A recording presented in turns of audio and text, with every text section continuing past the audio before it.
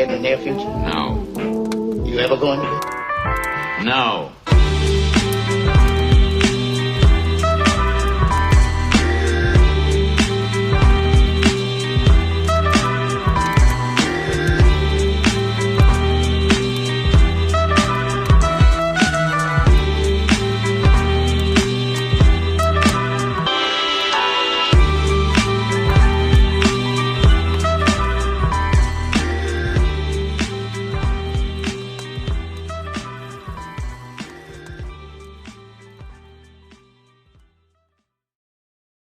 Hello, everybody. Landon Morris, CFXU 93.3, The Fox.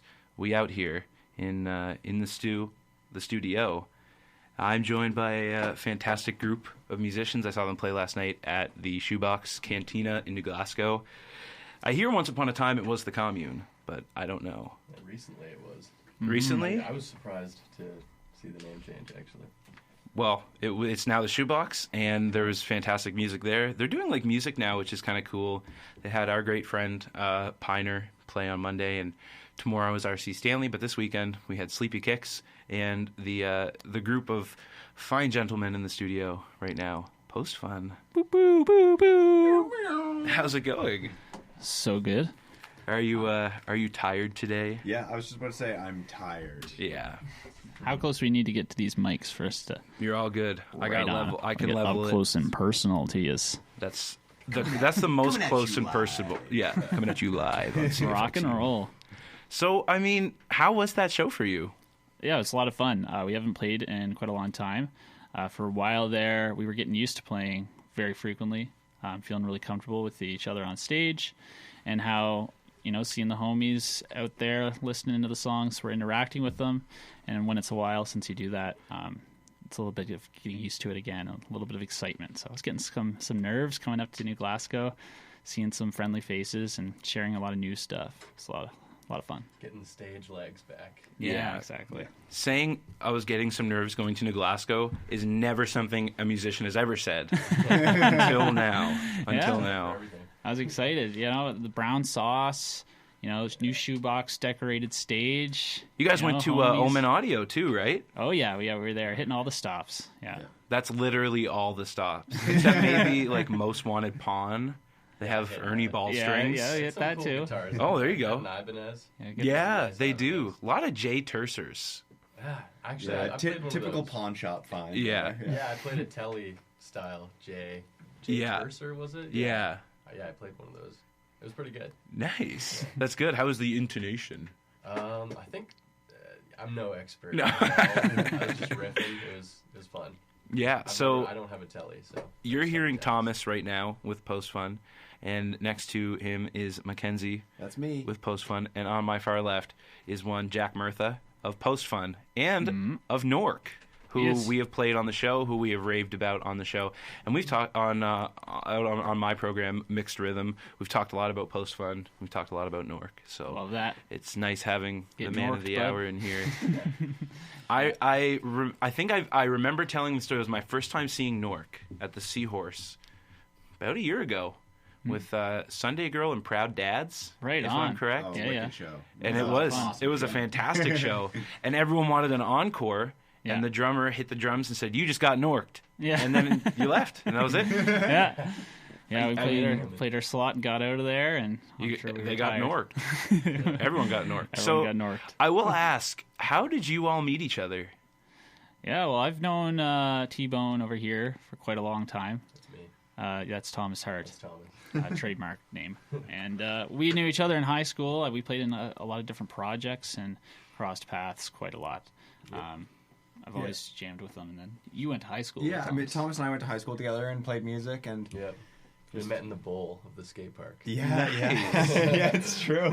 It's true. Yeah, that was like when I started getting into playing guitar, and Thomas was like this guy who played guitar, and that was really cool. I didn't know that you played drums at all. Yeah. And then we'd go over to your place and jam in this tiny little room and look at your big Bionicles and stuff. Yeah. I had a that's bunch dope. of Bionicles. Yeah, I'm having a hard time gauging the age you were when you met. I was in high school, but That's I still awesome. had my Bionicles out. 'Cause Well, okay, they're good. cool. Good. I think I was having like a nostalgic period. I was like, bringing them back out, I was like, these things are kind of cool.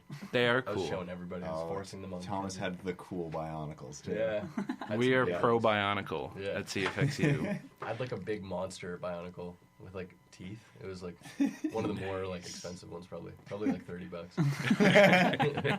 Can we talk about the price of Lego? Oh like- yeah, It's insane. It's high, Yeah. isn't it? In Well- like 2011, it was $80 for a Star Wars like ship. Yeah. It wasn't the Millennium Falcon. It was just some cruiser. Yeah. $80 Just some bucks. cruiser. Well, now they're catering to adults. I think about this a lot. They're catering to the adults now because the adult Lego community is huge, as it always has been. But now they're like, oh wait, we can release these huge things that are $2,000, and people will buy the shit out of them. Yeah, Mm. they Yeah. will. You allowed to Legos, say that on radio? Am I?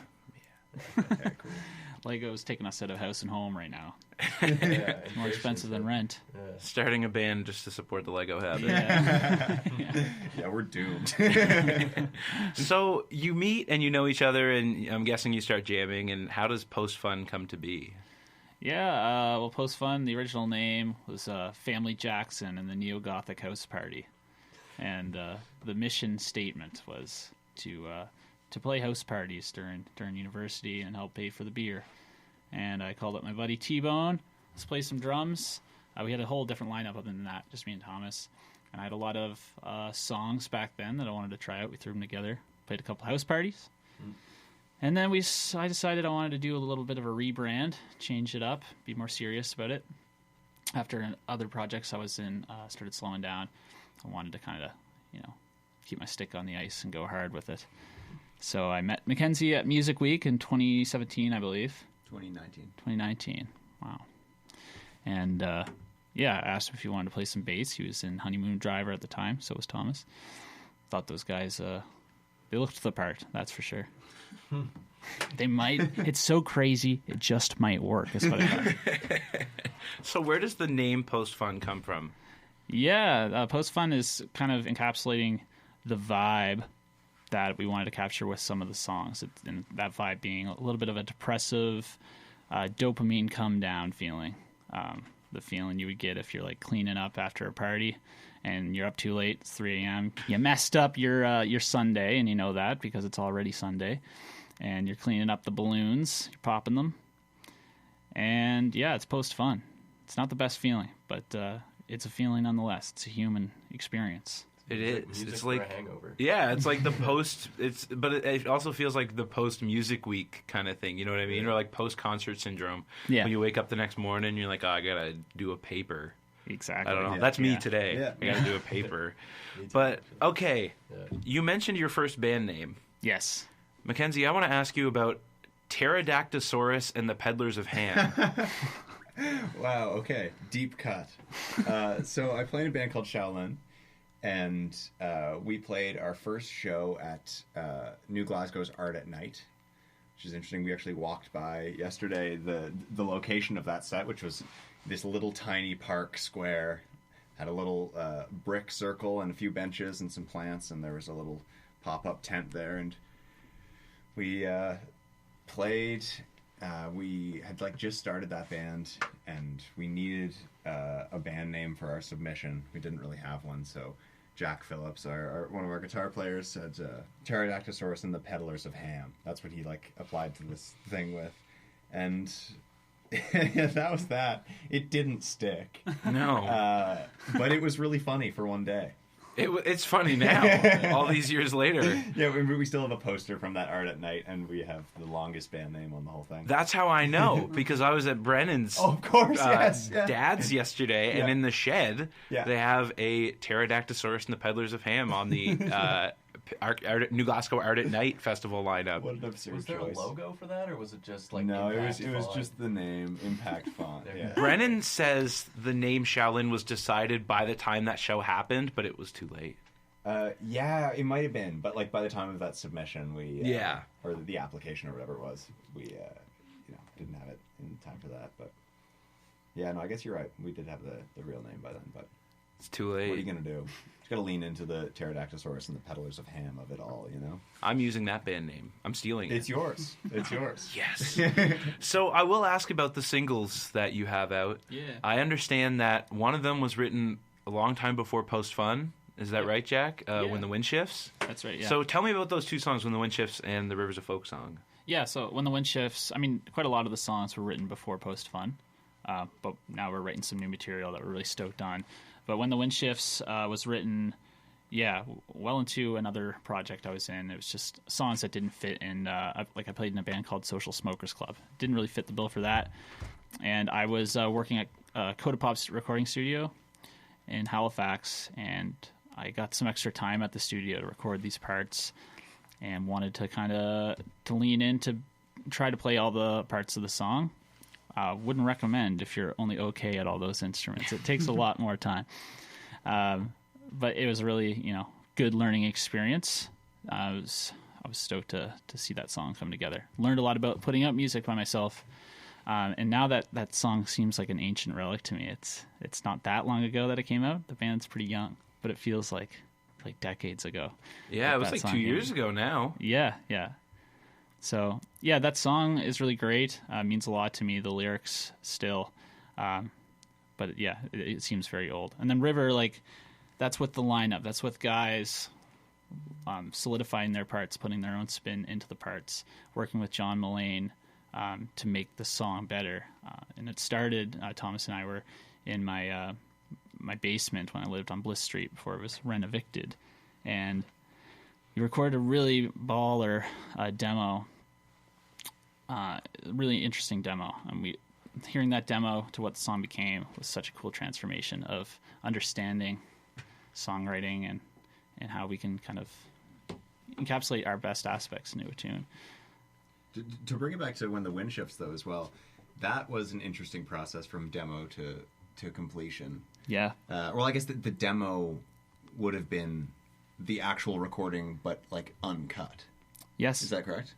Yeah, so that song was actually almost 8 minutes long. It was insane. Now it caps out at 5 or 6? Yeah. Is it? Yeah, it's still a really long song, but I think it was 7, 8.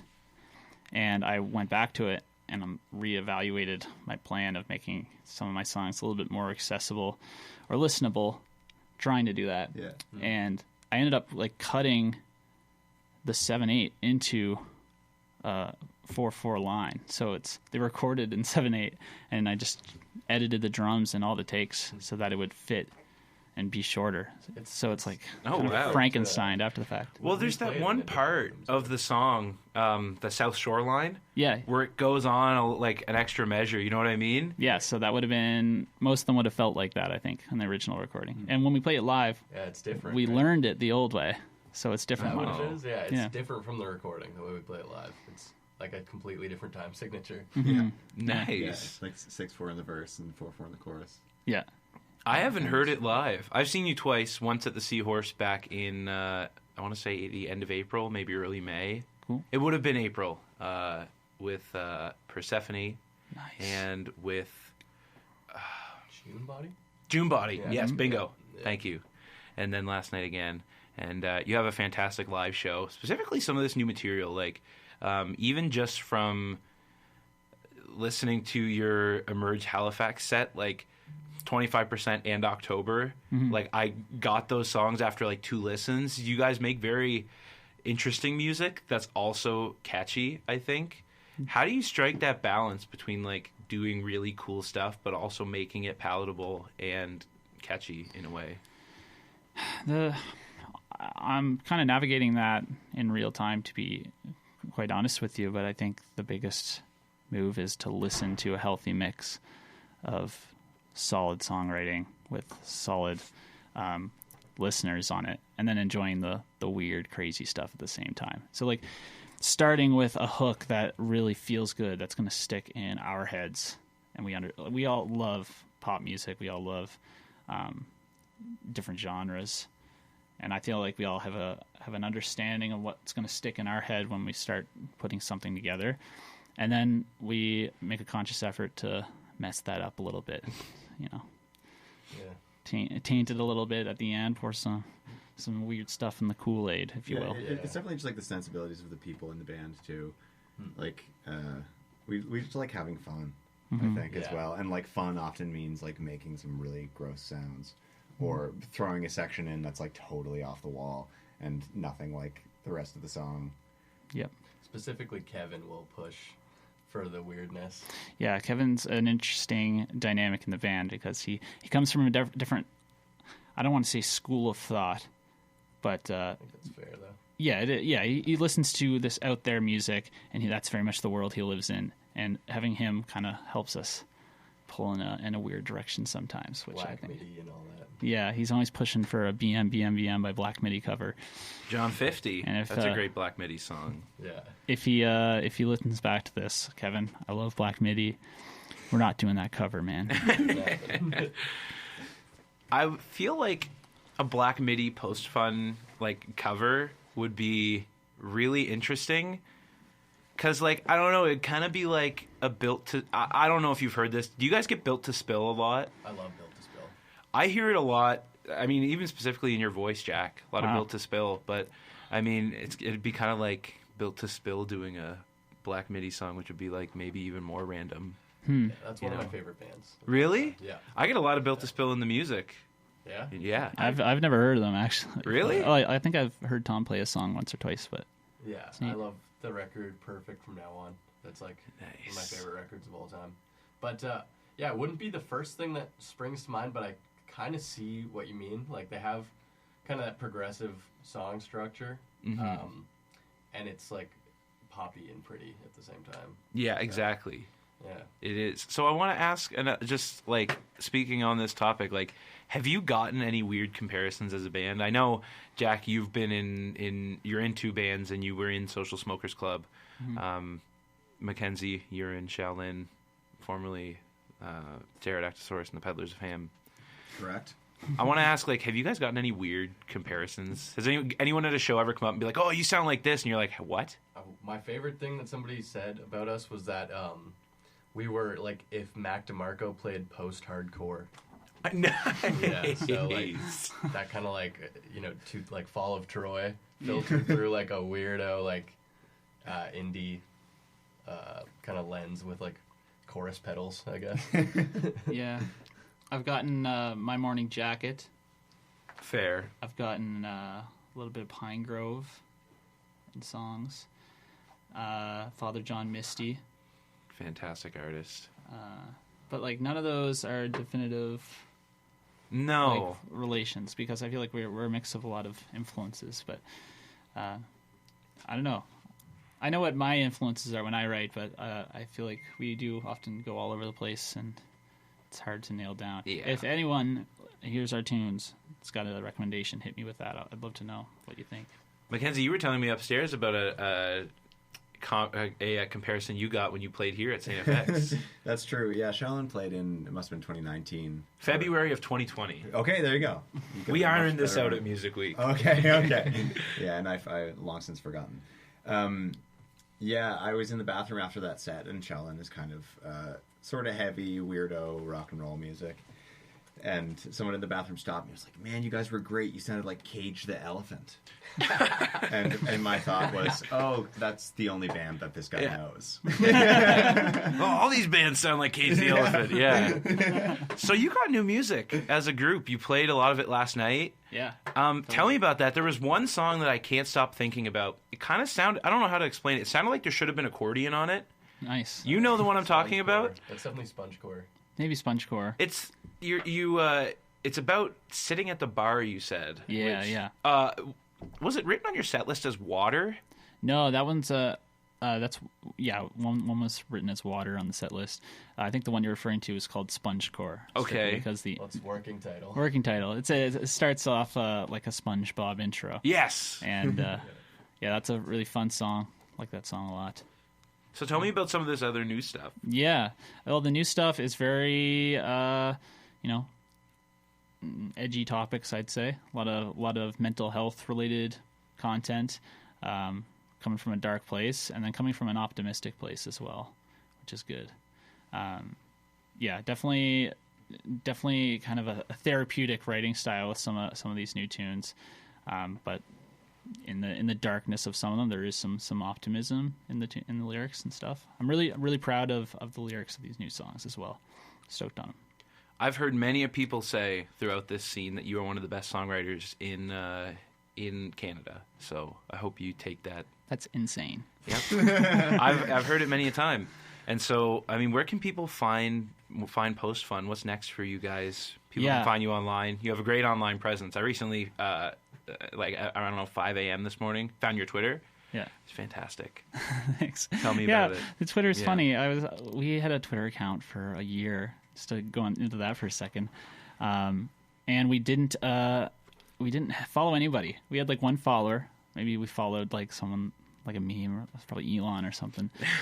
And I have been on weird Twitter for a while, just fake alias, doing weird stuff. And I decided, hey, I got a little bit of a following on weird Twitter. Let's make this the band Twitter. And I'm just going to start tweeting my stupid drunk ideas. Like I only tweet when I'm blackout drunk. And it works out in a weird way because it's so stupid.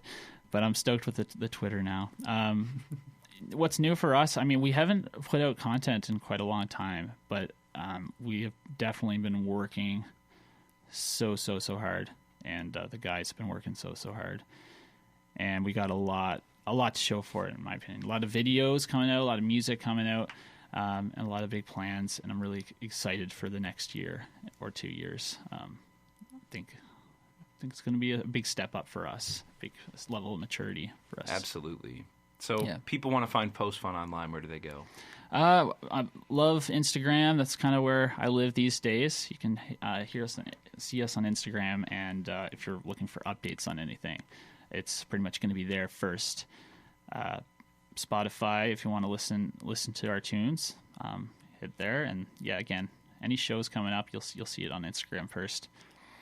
What's the Instagram handle, Jack? At Postfun Music. Because Postfun, there's an account with 4 followers, which I think is also their other account. It's called Postfun, and I'm trying to. You got to pay him big money. Yeah, so you got to type 5 more letters, which is a little bit more resistance, but you can do it. Postfun Music. Yeah.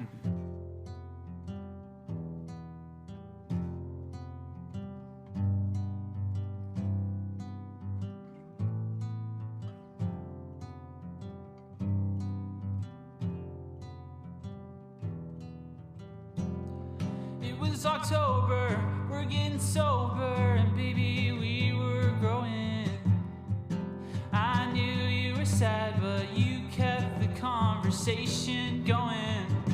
And it happened so fast, like an empty glass. I wanted you to come over, but you never asked. Tomorrow there's class, and you don't wanna be hungover. 'Cause I'm hurting for cash, my ass can't get your love back. It's what I can't afford, and boredom's a norm, and that's fact. 'Cause I'm hurting for cash, my ass can't get your love back. Close another door, I woke up on the floor, and now my back is fucked.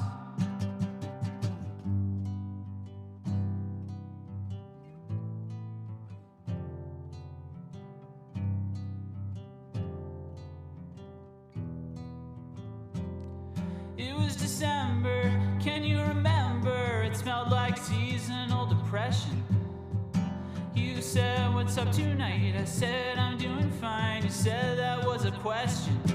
And it happened so fast, like an empty glass. I wanted you to come over, but you never asked. Tomorrow there's class, and you don't wanna hang with me sober. 'Cause I'm hurting for cash, my ass can't get your love back. It's what I can't afford, and boredom is a norm, and that's facts. 'Cause I'm hurting for cash, my ass can't get your love back. Close another door, I woke up on the floor, and now my back is so fucked.